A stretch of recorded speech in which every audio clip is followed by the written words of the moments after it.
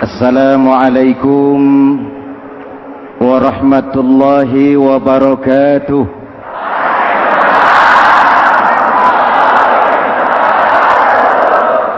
Alhamdulillah wassalatu wassalamu ala Rasulillah Sayyidina Muhammad ibn Abdullah wa ala alihi wa sahbihi wa mawala, amma ba'du. Hadirin hadirat ma'asyiral muslimin yang saya cintai, Ramadan adalah madrasah, sekolah, tempat di mana kita banyak sekali belajar tentang hidup dan kehidupan, supaya kita lebih siap menghadapi hidup, supaya kita punya wawasan, supaya kita mampu melihat persoalan jauh ke depan, supaya kita tidak terjebak pada keuntungan sesaat tapi merugikan jangka panjang. Malam ini saya ingin mengajak kita semua melihat kurikulum Ramadan.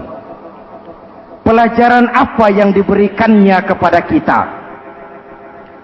Pertama, Ramadan mengajarkan kita menjadi orang-orang yang sabar, ulet, dan tahan uji. Ini zaman di mana persaingan tajam. Betul? Jangankan jadi pejabat tinggi, jangankan jadi pengusaha sekarang ini, jadi kiai saja kalau tidak sanggup bersaing,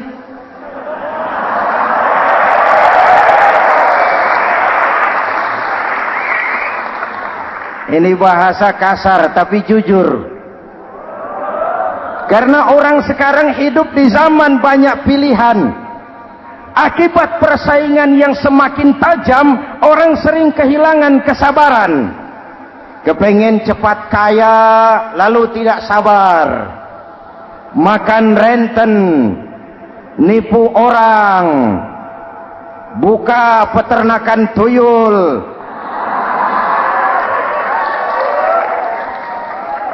korupsi. Sekarang ini kan lagi santer Bulog Gate jilid 2. Rupanya memang tajam uang Bulog itu. Bulog sudah memakan salah seorang mantan ketuanya, berdua amang. Bulog sudah memakan seorang presiden.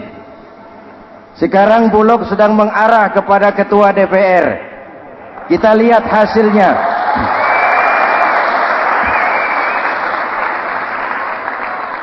Tentu saja kita prihatin, karena kita tahu ekonomi kita sedang sulit. Hutang melilit leher, tetapi pada sisi lain kita melihat enak saja uang mengalir puluhan miliar untuk sesuatu yang tidak terkait dengan kepentingan rakyat.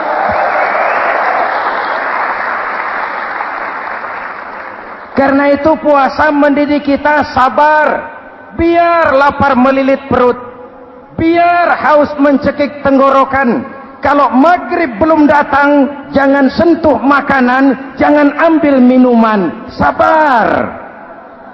Betul? Ada waktunya. Lalu lintas itu macet karena kendaraan besar tidak mau ngalah, kendaraan kecil tidak tahu diri. Betul?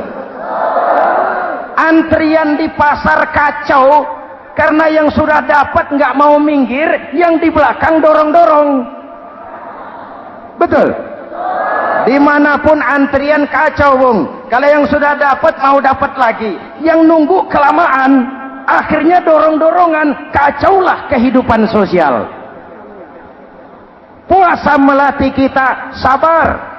Karena sebagai bangsa kita punya latar belakang sejarah. Kita ini bangsa yang ditempa oleh segala macam kesulitan. Kita 350 tahun dijajah Belanda, sulit. Setelah merdeka, kita dirongrong oleh berbagai macam pemberontakan, susah. lalu PKI berontak, susah lagi, lalu berdiri Orde Baru, lama-lama susah lagi, Orde Baru selesai, muncul reformasi, masih susah juga. Kita bangsa yang ditempa oleh kesulitan, bangsa yang tahan bantingan, bukan bangsa yang cengeng. Karena itu mari kita menjadi diri kita. Kita akan gagal kalau kita mau jadi orang lain. Kita akan gagal kalau kita hidup di bawah bayang-bayang orang lain. Jadilah kita diri kita sendiri. Sabar, ulet, dan tahan uji. Inilah kurikulum pertama dari pelaksanaan ibadah puasa. Sehingga dengan dibekali sifat sabar, kita bisa mengendalikan diri. Manusia hebatnya ya. Ayo kita banding-bandingkan. Malaikat, binatang, manusia. Malaikat tidak diberi nafsu, hanya diberi akal. Kalau malaikat tidak pernah salah, wajar. Jibril nggak pernah korupsi ayat. Ini ada ayat bagus, saya pakai sendiri saja ini. Tidak. Malaikat maut tidak pernah salah adres mencabut nyawa orang yang belum waktunya mati. Tidak pernah. Dan itu wajar. Malaikat makhluk tanpa alternatif. Secara instinktif dia diciptakan untuk taat. Sebaliknya binatang diberi otak tapi tidak diberi akal. Binatang hanya diberi nafsu. Kalau binatang tiap hari salah, wajar. Ayam, kalau sudah datang syahwatnya, tidak usah menoleh, ini banyak orang apa tidak? Betul. Kuda keliling kota tidak pakai celana, tenang saja. Betul. Dan wajar, namanya juga binatang. Sedangkan manusia diberikan akal dan diberikan nafsu. Tiap hari terjadi perjuangan. Kadang akal menang, kadang nafsu yang menang. Ketika akal menang, kita lebih tinggi dari malaikat. Ketika nafsu yang menang, kita lebih rendah daripada binatang. Hadirin yang saya cintai, itu pelajaran pertama, sabar, ulet, tahan uji. Lalu pelajaran yang kedua, melahirkan sikap istiqamah, punya stabilitas temperatur batin, istilah sekarang. Soal istiqamah ini saya tidak akan menjelaskan pengertiannya, saya mau cerita saja. Mau dengar nggak? Ini tentang istiqamah. Dalam satu pertempuran, Jenderal Salahuddin Al-Ayyubi bersama tentaranya, tentara Islam, pernah mengalami kekalahan. Karena kalah, banyak yang ditahan jadi tawanan orang-orang kafir, beberapa perwira dan banyak ofsir. Tercatatlah ada 3 orang ofsir jadi tawanan raja kafir ini. Satu hari raja kafir musyawarah dengan perdana menterinya. Perdana menteri, saya tuan raja, ini tawanan Islam ini enaknya diapain? Kalau enaknya sih dibunuh saja tuan raja, selesai urusan. Soal bunuh sih gampang, perdana menteri. Maksud tuan raja, bujuk saja agar dia meninggalkan Islamnya, ikut ke agama kita. Nanti kita kasih hadiah. Begitu. Iya, baiklah. Besok saya sidang 3-3-nya. Besoknya ini 3 ofsir disidang di tempat terbuka langsung oleh perdana menteri. Mula-mula dipanggil ofsir pertama. Ofsir pertama, ya perdana menteri, sini. Baik. Kamu tahu kamu siapa? Tahu. Siapa kamu? Tawanan. Iya, kalau tawanan bisa diatur kan? Diatur bagaimana? Kamu mau nggak ikut saya bersama tuan raja meninggalkan Islam agamamu, mengkhianati saudara-saudaramu sebangsa, setanah air, sekeyakinan? Ikut dengan saya, tinggalkan Islam. Nanti kamu akan saya angkat jadi pejabat tinggi, gaji cukup, rumah cukup, kendaraan cukup, istri cukup. Tapi kalau kamu menolak, kamu akan saya bunuh. Tuan Perdana Menteri, ya. Apa Anda menyangka selama ini saya berjuang karena kepengen kedudukan yang tinggi? Nih.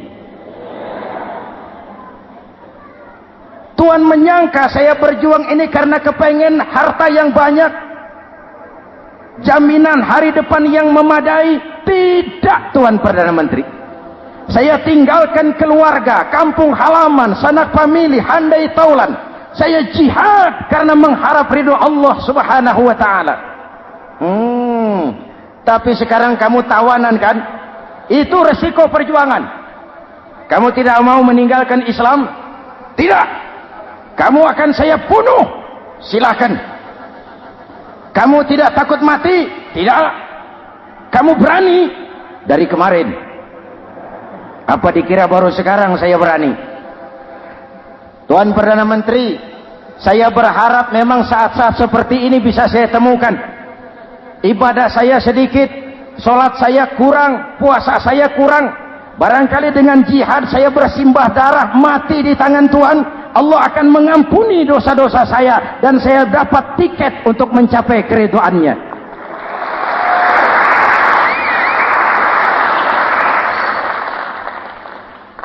Gila kamu.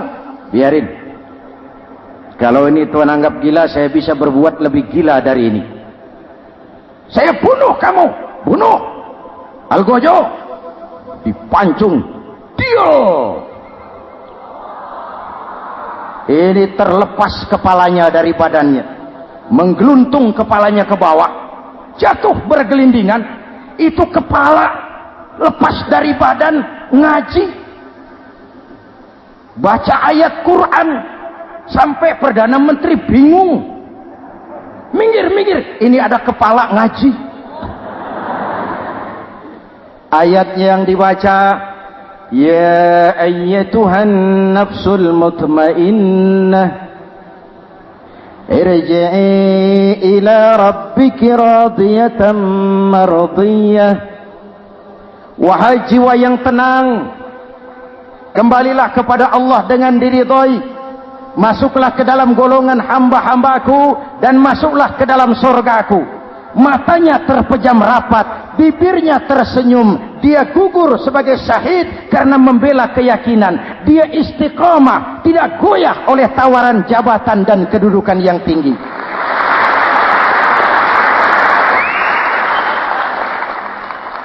Perdana Menteri geleng kepala. Dasar orang Islam. Panggil officer kedua. Officer kedua. Ya, Perdana Menteri. Kamu sudah lihat temanmu yang barusan? Sudah. Mati kan? Mati. Kamu bagaimana? Mau tetap berjuang untuk Islam atau ikut kami? Jabatan tinggi, kedudukan tinggi, rumah tinggi. Bagaimana? Atau mau mati seperti teman kamu barusan? Sudah kamu pikir? Sudah, Perdana Menteri. Sudah apa? Sudah, jangan banyak omong. Maksud kamu apa? Saya sudah tidak sabar mau nyusul teman saya yang barusan itu. Saya tidak bayangkan bagaimana disambut oleh malaikat di surga, disambut oleh para bidadari di surga, menggapai ridho Allah. Oh, Perdana Menteri, sudah jangan banyak omong. Kalau mau potong, potong saya. Perdana Menteri bilang ini lebih gila dari yang pertama itu. Yang pertama masih mau diajak ngomong, ini malah langsung minta disembelih. Ayo, Algojo, potong. Potong lagi. Dia terpisah lagi kepalanya dengan badan, jatuh ke bawah, menggeluntung, ngaji lagi. Ayatnya yang dibaca, wujuhun yawma izin nadirah ila rabbiha nadirah. Muka mereka hari itu berseri-seri kepada ridho Allah. Mereka memandang bibirnya senyum, matanya terpejam, dan dia ajal dengan husnul khatimah, mendapat syahid karena teguh punya keyakinan, istiqamah dalam perjuangan, tidak goyang, tidak mencela dan mencele.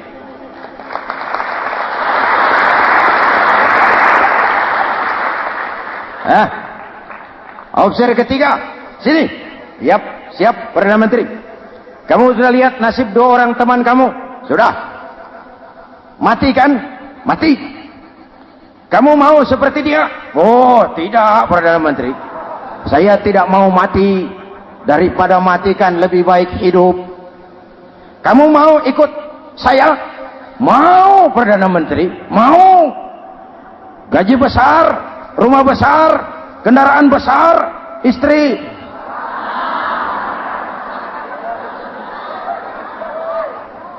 Mau, Perdana Menteri, saya mau. Daripada tidak jadi apa-apa, kan lebih baik jadi apa-apa. Daripada tidak punya apa-apa, kan lebih baik punya apa-apa. Oh, jadi kamu selama ini berjuang karena mau cari apa-apa? Iya. Bagus. Nanti saya musyawarah sama raja. Kamu diangkat jadi bupati di mana? Tunggu ya. Perdana Menteri laporan, Tuan Raja. Ya, ini opsi ketiga kelihatannya baik ini. Dia mau mengkhianati teman-temannya, sebangsa, setanah air, sekeyakinan. Mengkhianati bangsanya, meninggalkan agamanya. Dia mau ikut kita. Kita angkat jadi pejabat di mana dia? Raja senyum. Oh, soal angkat mengangkat sih gampang, Perdana Menteri. Cuma saya pikir-pikir opsi ketiga ini kok tegel-tegelin. Kok sampai hati ya? Temannya sendiri, seiman, sekeyakinan, sebangsa, setanah air dikhianati karena mengejar jabatan, harta, kedudukan. Orang itu, Perdana Menteri, kalau sudah mau mengkhianati saudaranya sendiri, apalagi orang lain.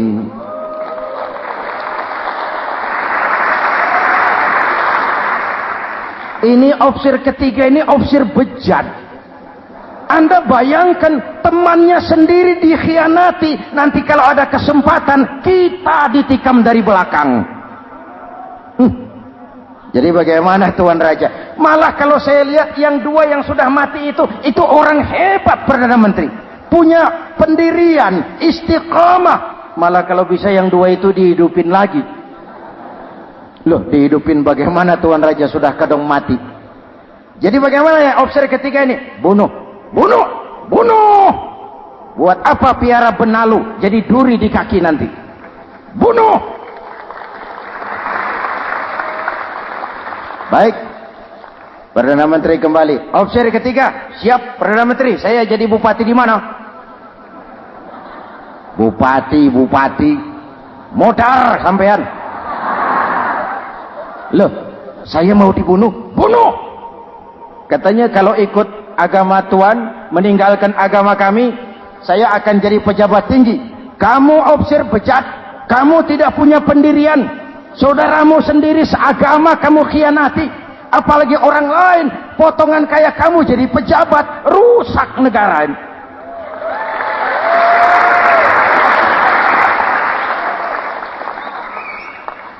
Hadirin hadirat yang berbahagia, saya lanjutkan cerita ini.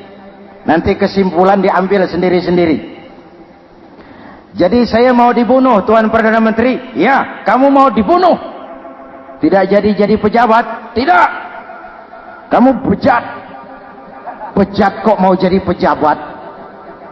Nanti juga kalau kamu jadi pejabat, paling kerjamu memperkaya dirimu sendiri. Paling banter keluargamu dan golonganmu. Rakyat tetap saja tidak terurus.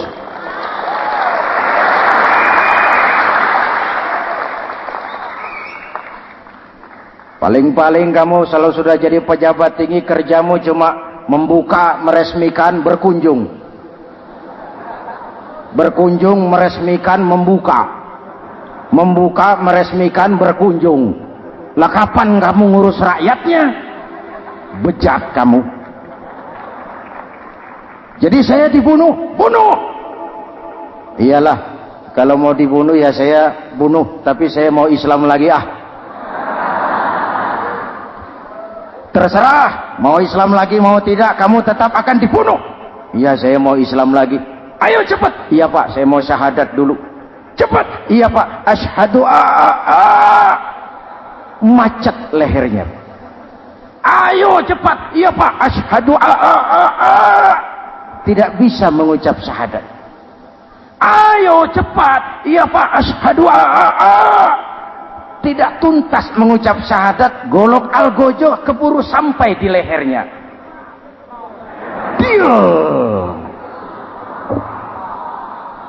Darah mancur, pisah kepala dengan badan, menggeluntung ke bawah. Ngaji lagi. Wong dia bekas santri, masih bisa ngaji. Cuma ayat yang dibaca lain sama dua temannya tadi.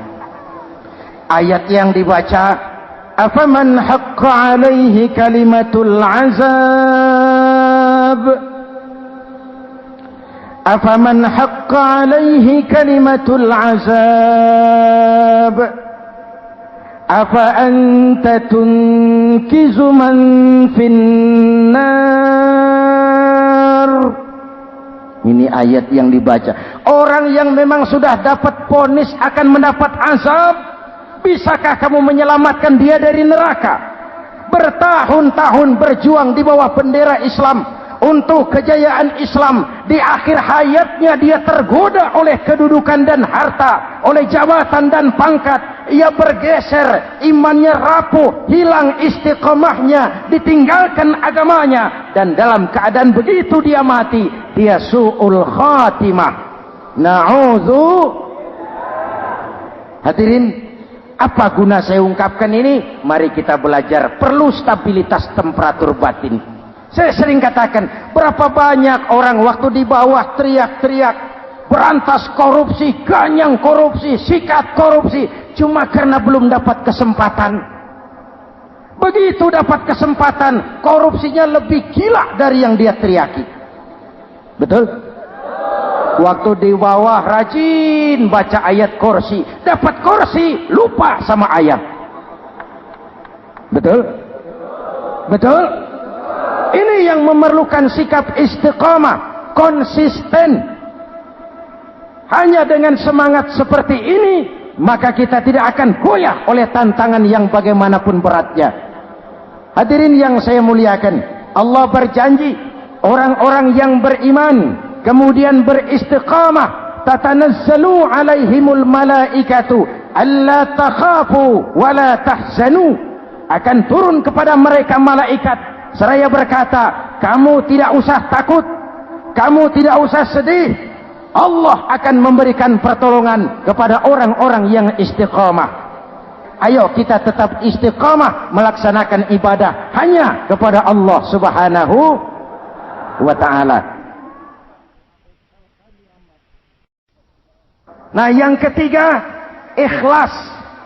Allahumma lakasumtu, untuk engkau saya berpuasa. Orang mau puji atau tidak bukan soal, orang mau lihat atau tidak bukan soal. Kalau sudah berbuat, yang penting karena Allah saja. Keikhlasan itu, kalau amal kita adalah jasad, ikhlas adalah ruh. Saudara, hari Jumat jam 9 pagi sudah berangkat ke masjid. Apa tidak bagus? Bagus. Sarungnya baru. Samarinda kelas BHS. Sajadah tebal. Tasbih panjang. Jam 9 sudah berangkat. Iya. Padahal sholat jam 12. Betul. Apa pahalanya besar? Nanti dulu.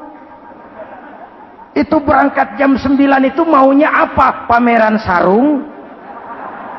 Atau di dekat masjid ada janda? Atau apa? Disinilah peran keikhlasan. Keikhlasan itu bukan kata. Malah kalau kita, oh saya ikhlas loh, biasanya tidak ikhlas kalau sudah ngomong begitu. Ikhlas itu amalan batin. Puasa ini menyelamatkan kita dari penyakit riya. Saya ingatkan Al-Ghazali bilang penyakit dua macam, penyakit zahir dan batin. Bedanya apa? Pertama, penyakit zahir yang punya lebih tahu dari orang lain. Tapi penyakit batin orang lain lebih tahu dari yang punya. Kalau kita punya kanker darah tinggi, kita tahu, orang lain tidak. Tapi kalau kita sombong, hasud, dengki, orang lain kadang-kadang lebih tahu dari kita yang punya. Betul? Yang kedua yang dahsyat, sehebat-hebatnya penyakit zahir cuma merusak dunia. Penyakit batin merusak dunia, menghancurkan akhirat. Ginjal mati, darah tinggi mati, tumor mati, kanker mati, leukemia mati, tapi tidak berakibat akhirat. Tidak ada penduduk neraka ditanya, kenapa kamu masuk neraka? Tumor, Pak. Tidak ada. Tidak ada. Sehebat-hebatnya penyakit zahir cuma merusak dunia, tapi penyakit batin merusak dunia, menghancurkan akhirat. Sombong, penyakit batin, di dunia dijauhi orang, di akhirat neraka tempatnya. Kikir, penyakit batin, di dunia dijauhi orang, di akhirat neraka tempatnya. Betul? Maka Al-Ghazali heran, kalau diserang penyakit zahir kita panik, cepat-cepat cari dokter. Tapi kalau diserang penyakit batin kita tenang-tenang saja. Padahal penyakit batin merusak dunia dan lebih hebat lagi menghancurkan akhirat. Maka puasa melahirkan keikhlasan, agar di dalam melaksanakan ibadah cuma kita dan Allah saja. Inilah jiwa dan semangat yang sekarang ini pun sudah mulai menjadi langka. Semuanya karena akhirnya yang subur mental penjilat. Sumuhun dawuh, pasukan kulonuun, barisan asal bapak seneng, pasukan kumaha juragan wae, organisasi oke bos. Kita miskin dengan orang-orang yang punya prinsip, yang berani berkata ya terhadap yang benar, sanggup berkata tidak terhadap yang tidak benar, apa dan bagaimanapun resikonya. Kita terlalu kaya dengan barisan asal bapak seneng, pasukan oke bos, organisasi kumaha juragan wae, dan kita miskin dengan orang-orang yang punya kepribadian, yang tegar dan istiqomah apapun resiko yang dihadapinya. Jadi dengan keluar dari sekolah Ramadan, semangat keikhlasan makin tumbuh dalam hidup dan kehidupan kita. Ibu bapak hadirin hadirat yang berbahagia, itulah makanya puasa disebut ibadah sirriyah, ibadah abstrak, cuma kita dan Allah saja yang tahu. Ini lebih mendorong semangat keikhlasan. Kata Imam Al-Ghazali, "An-nas kulluhum mauta illa al-alimun, wal-alimuna niyamun illa al-amilun, wal-amiluna mughtarruna illa al-mukhlisun." Manusia itu mati kecuali orang yang berilmu. Orang yang berilmu walaupun hidup tidur, kecuali yang mengamalkan ilmunya. Dan orang yang mengamalkan ilmunya banyak yang tertipu, kecuali yang ikhlas di dalam mengamalkan ilmunya. Manusia mati kecuali yang berilmu. Yang berilmu walaupun hidup tidur, kecuali yang mengamalkan ilmunya. Yang mengamalkan ilmunya banyak yang tertipu, menyangka amalnya sudah banyak, sholatnya sudah hebat, zakatnya sudah luar biasa, jihadnya sudah mantap. Banyak yang tertipu kecuali yang ikhlas di dalam mengamalkan ilmunya. Jadi amal tanpa ikhlas, jasad tanpa ruh. Itulah makanya nuansa Ramadan dengan ibadah puasa mengembangkan semangat keikhlasan di antara kita semua. Mari kita baca doa sama-sama munajat, mohon pertolongan Allah agar kita diselamatkan dari penyakit riya dan ditumbuhkan semangat keikhlasan. Ala hadhihi niyyah wa ila hadratin nabi. Al-Fatihah. Bismillahirrahmanirrahim. Alhamdulillahi rabbil alamin. Ar-Rahmanir Rahim. Maliki yaumiddin. Iyyaka na'budu wa iyyaka nasta'in. Ihdinas siratal mustaqim. Siratal ladzina an'amta 'alaihim ghairil maghdubi 'alaihim waladdallin. Amin. Bismillahirrahmanirrahim. Amin. Alhamdulillahi rabbil alamin. اللهم صل وسلم وبارك على سيدنا محمد وعلى آله وصحبه أجمعين. اللهم اجعل جمعنا هذا جمعا مرحوما وتفرقنا من بعضه تفرقا معصوما. اللهم اجعل جمعنا هذا جمعا مشكورا وتفرقنا من بعضه تفرقا مغفورا. اللهم اجعلنا من السعداء المقبولين ولا تجعلنا من الأشقياء المردودين. ربنا تقبل منا صلاتنا وصيامنا وقيامنا وتخشعنا وتعبدنا وتضرعنا وتمم تقصيرنا برحمتك يا أرحم الراحمين. اللهم أصلح من في صلاحه صلاح المسلمين. اللهم أهلك من في هلاكه صلاح المسلمين. Ya Allah, dengan sepenuh perasaan dan pengharapan, dengan segala keremahan dan kerendahan, kami bermohon kepadamu, berikan kami kekuatan zahir dan batin, berikan kami kesabaran dan ketabahan, sikap istiqamah dalam mengarungi hidup yang penuh ujian ini. Karuniakan kepada kami pemimpin-pemimpin yang takut kepadamu dan sayang kepada kami.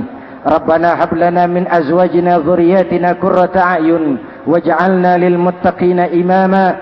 Afdalu ma qultuhu ana wan nabiyyuna min qabli. La ilaha illallah.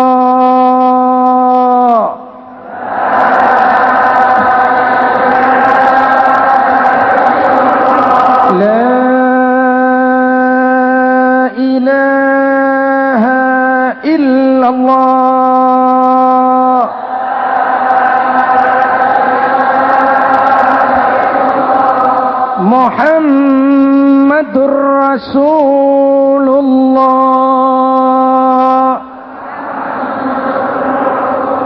Amin.